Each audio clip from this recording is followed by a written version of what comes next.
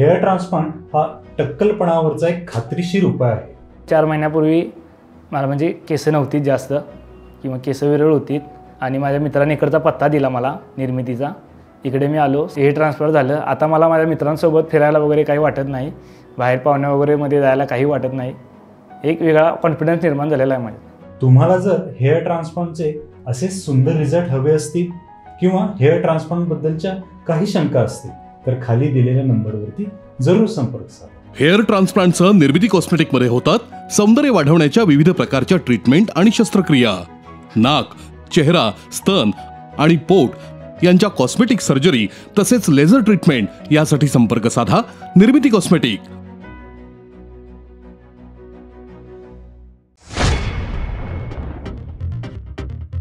मी कुणाचा निषेध करायला आलो नाही, पण पंतप्रधानांनी शिवछत्रपतींच्या पुतळ्याचं घाई गडबडीत अनावरण करण्याची गरज नव्हती।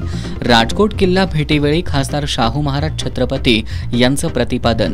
दुर्घटनेची चौकशी करून दोषींवर कारवाई करण्याचीही केली मागणी।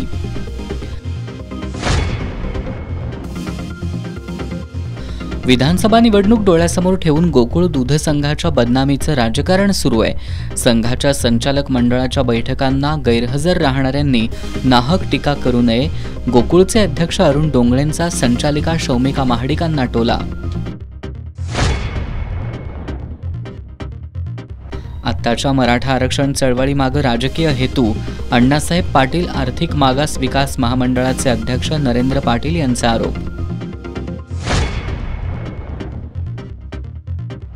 आणि केशवराव भोसले नाट्यगृह दुर्घटनेसंदर्भात माजी उपमहापौर भूपाल शेटे यांनी सीसीटीव्ही कॅमेऱ्यांचा मुद्दा उपस्थित करत 4 अधिकाऱ्यांसह सीसीटीव्ही कॅमेरे बसवण्याचं काम करणाऱ्या ठेकेदारावर फौजदारी स्वरूपाची कारवाई करण्याची केली मागणी।